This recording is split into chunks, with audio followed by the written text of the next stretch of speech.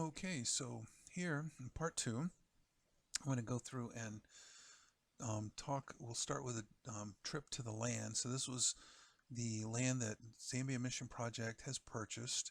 It's a little bit west of the capital city, Lusaka. And one of the things I noticed was that there was a lot of Toyotas. And so Zambia does indeed drive Toyota. As we were just a little ways away from the hotel, was this place called the Revenue House. And so that's a big thing in Zambia, is trying to fund the government, and how's that going to be done effectively. And so this was like you can see I'm pretty close to the center of town where I was staying, and this was considered to be part of the downtown, this Revenue House. Very crowded that day, a lot of traffic. The roads are pretty crowded. I was glad I didn't have to drive. You can see I'm sitting on what would traditionally be the driver's seat side, um, taking these pictures, but fortunately I was not driving. I just took a few pictures as we were heading out of town, um, just of some storefronts, and just so you could kind of get a sense of what I was seeing as I traveled along. Um, just a lot of um, a lot of vehicles and storefronts as I would go along. One of the things that intrigued me, though, there were a number of times I saw people with these wheelbarrows, and later on, they were explaining to me how the wheelbarrow service works. Is that basically you hire these guys, and they will take whatever product you have, they'll transport it miles to a place where you want it to go. So they're a form of human transportation.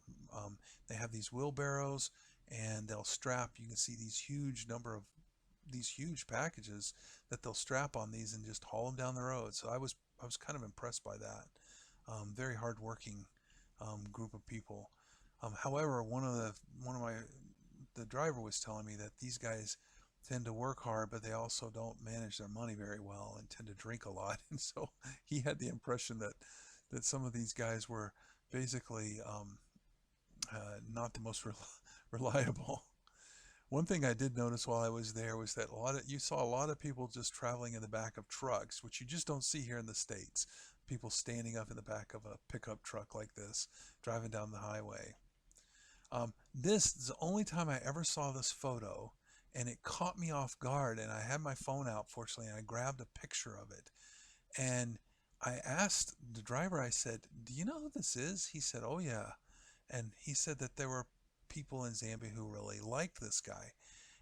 Now, I think that there clearly there's clearly a Muslim population in Zambia, although it's still a pretty small minority population. I did not get the sense, there were mosques there, but I did not get the sense that there's a very large Muslim population. And um, but this was basically caught me a little off guard. When I saw it, I was like, oh my gosh, um, something you definitely would not see in the States. At least um, I have never seen anything like it, like a tribute to Osama bin Laden right on the back of a van. As we went out, the one thing I did see a lot of while I was in Zambia were these water towers, and then these block manufacturing places. There's a lot of construction going on in Zambia, and there's a huge need for these blocks. And cement blocks is like one of the main ways in which people are building houses and so forth. And so this we saw a lot of. Even traveling out to the property, we saw this quite a bit. We stopped to get oil at or I'm sorry, gas.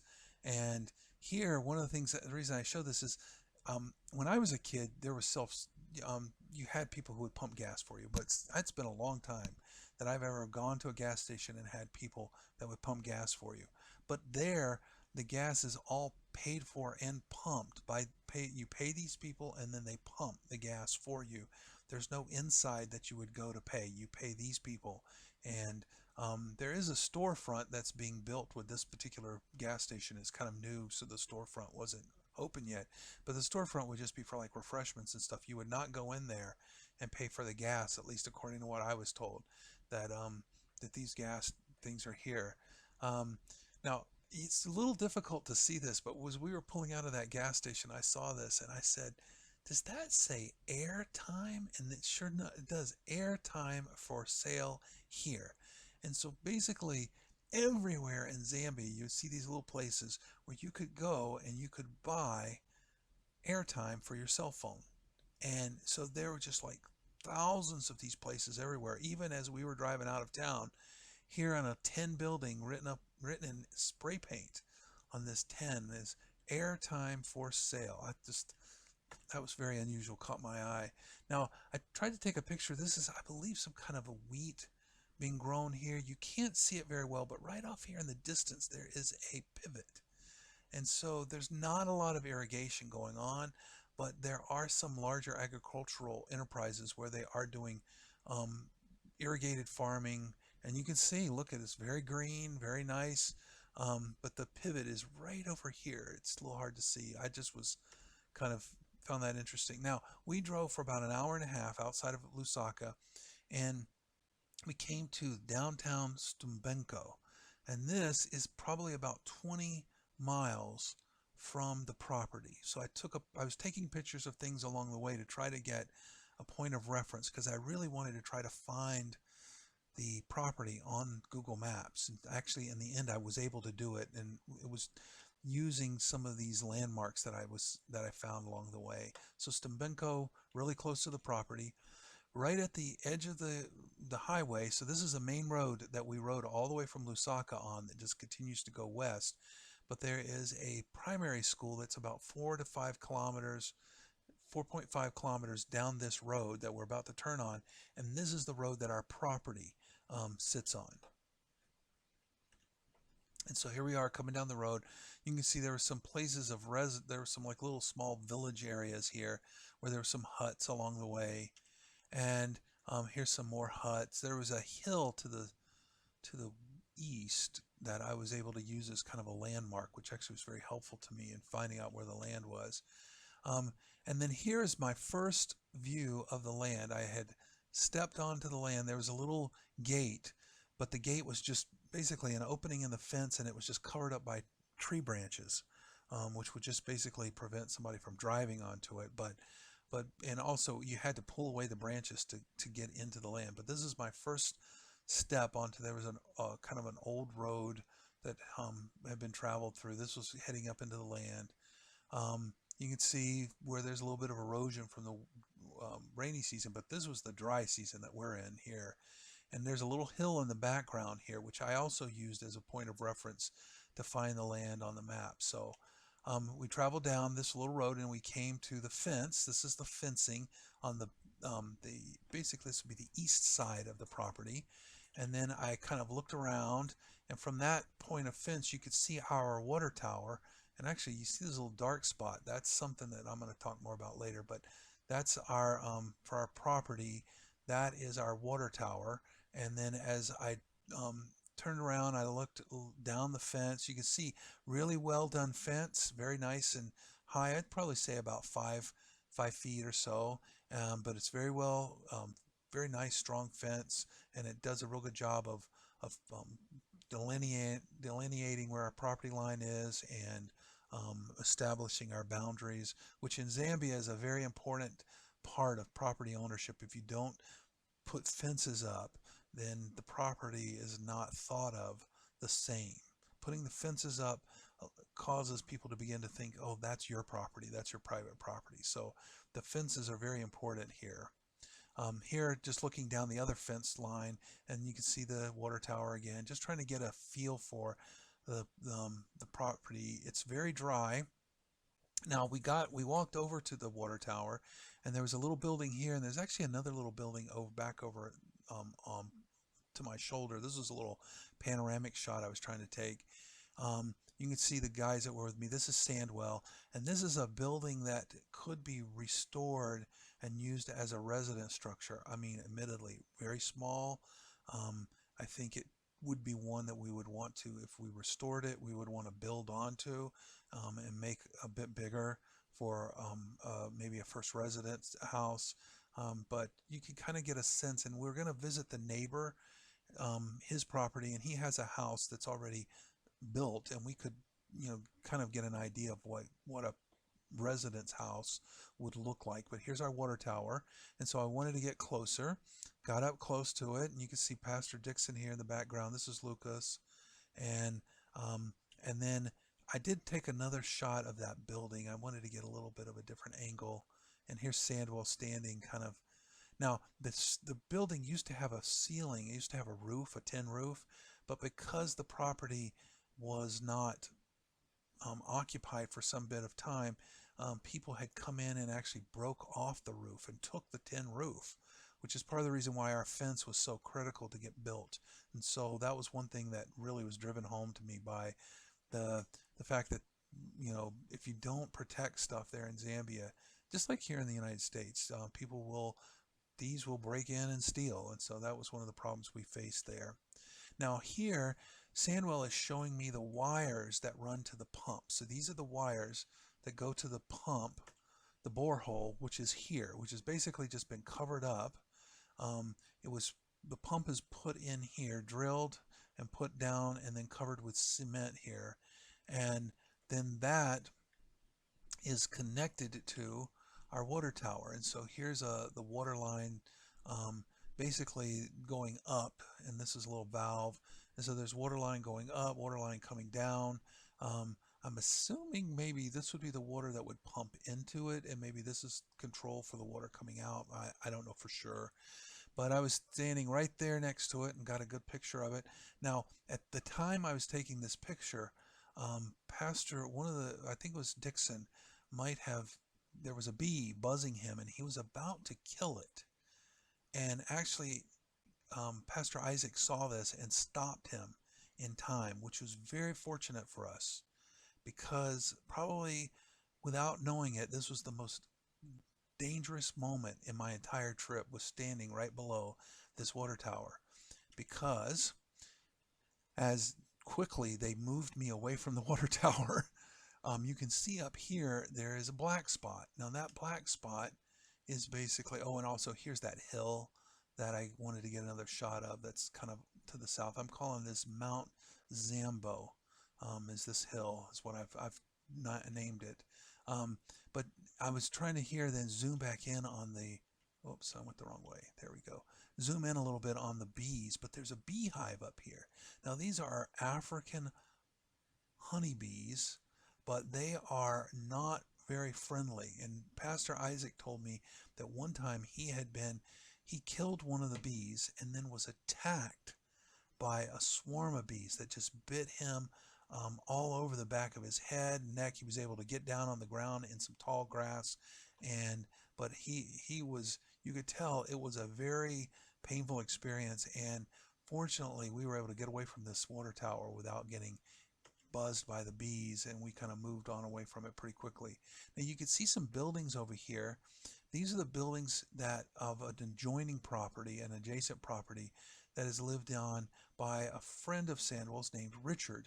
And Richard has been kind of watching out for our water tower to make sure. As a matter of fact, when we came onto the land, he came running onto the land to find out who we were, and then he kind of hung out with us the rest of the time. But he was very concerned to find out who was coming onto the land, and when he found out it was us, he was of course relieved. But he's watching out for our property, and we're very thankful to him for that. But this was where he lived, and we get closer in a little bit, and I just took these pictures from the land. But also gives you kind of an idea of like the structure of a residence house that we might be able to build there. At one point I had these shoes on, and I was walking along behind Sandwell, and they were just tennis shoes, and I felt a thorn stick through the bottom of my shoe and like between my toes. And so I reached down and I realized that my shoes were not very much protection for walking around on this land. The thorn was very hard, and I'm very blessed that it didn't stick into my foot.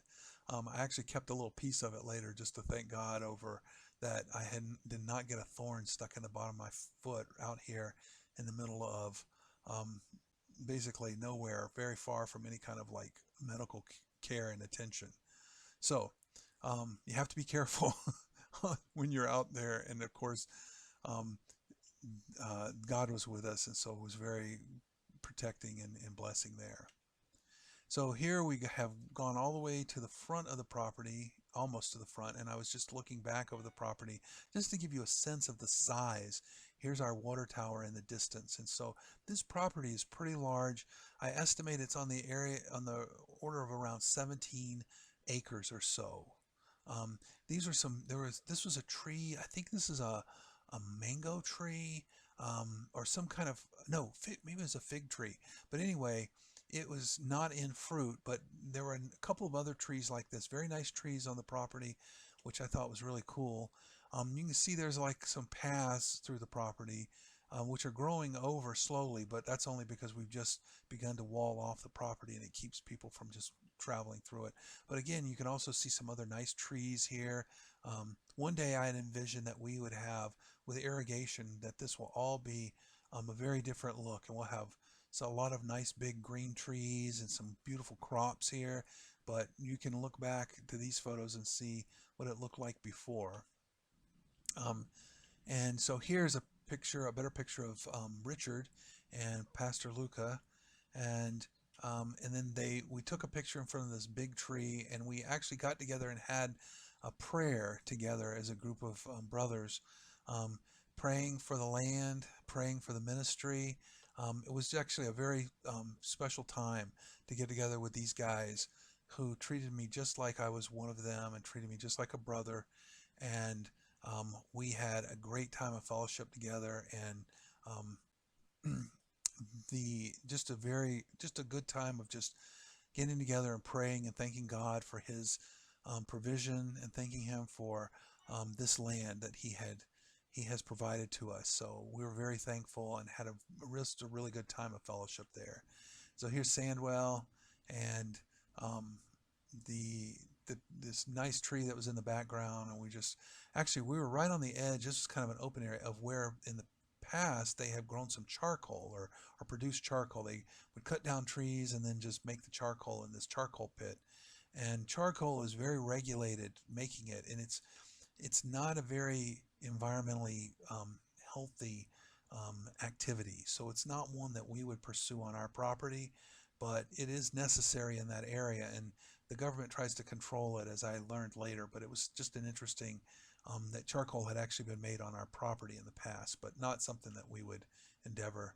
Now here we are leaving the property, so you can get a picture of the gate. This is the entryway of our fence, and so we really do need a gate to replace this with, so that we can get some a better security into our property. But this was the entryway. Luca took my phone and took pictures of me leaving the property, and so this was kind of neat. And then I took pictures of these guys, our team there. We are missing one team member, and they call Big Isaac, and then there's another guy named Little Isaac. And so we have two Isaacs, Sandwell, Luca, and Dixon. And these guys are an awesome group of guys. I'm very honored to be a part of the team with them. And so here we also got Richard into the picture. Thank you, Richard, for all of your effort and watching over the property. Definitely appreciate it. And here is the entry. This is the entrance into the property. So we went over to Richard's house, which was down this road that went right along our fence line. And here is a shot as we're approaching his property. This is the house that Richard lives in. You can see everything very, very dry there. I did not see a water tower on his property, so I'm not sure how he gets water there, but everything you can see here, very, very dry. That is, looking back, there's our water tower there, and there's that building. As you can see, we're very, very close, which also helped me to position the property on the maps. We're very close to Richard's property as well. So Richard, he opened his animal house and let the goats out so that I could take this picture. So, but you can see very, very dry, but he had a very nice flock of goats, which apparently is a very good livestock to raise in Zambia. So that would probably be one of the things we would do. They wanted to take my picture in front of one of the huts, and I was honored to to be there. Here was kind of a neat picture of like a budding out um, palm tree of some kind, a little different than the other palm trees, but some little coconuts growing. It's just a little brand new tree.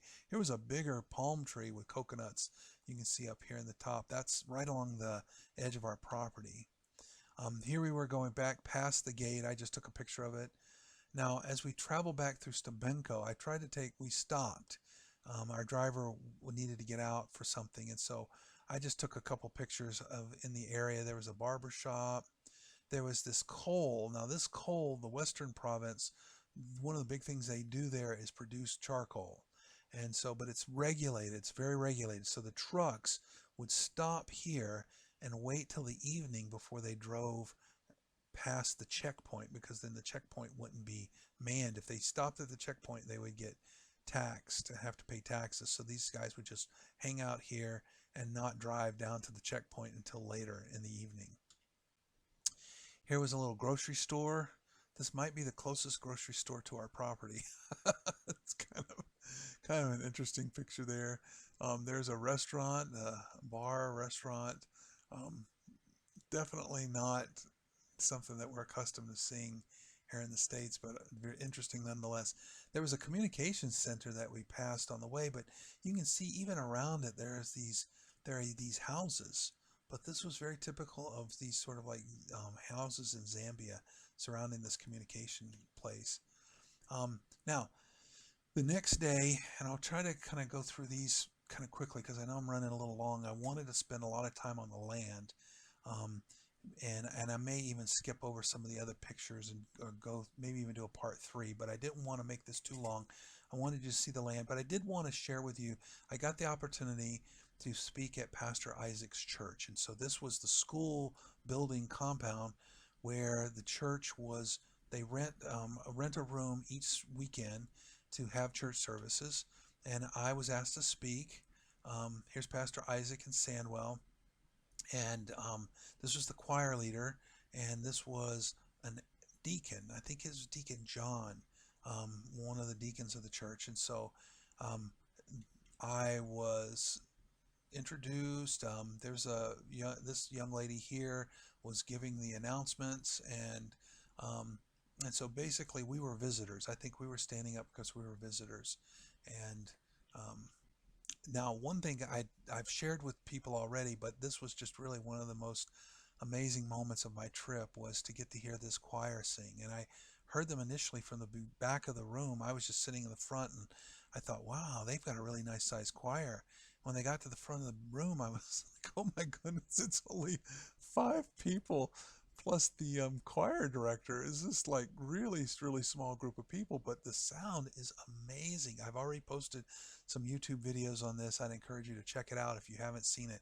But this Cornerstone Baptist Choir is like amazing, and they are just beautiful voices. Harmony is amazing. Literally, I had been so kind of nervous and just being in a strange place. And when they started singing this first song, the peace that came over me was just amazing. And I was very blessed by this singing. And so just a couple more shots. This was a picture Pastor Isaac took of me up front, calling down the fire and preaching the word. So now it was actually a great opportunity, and I was honored to speak before them.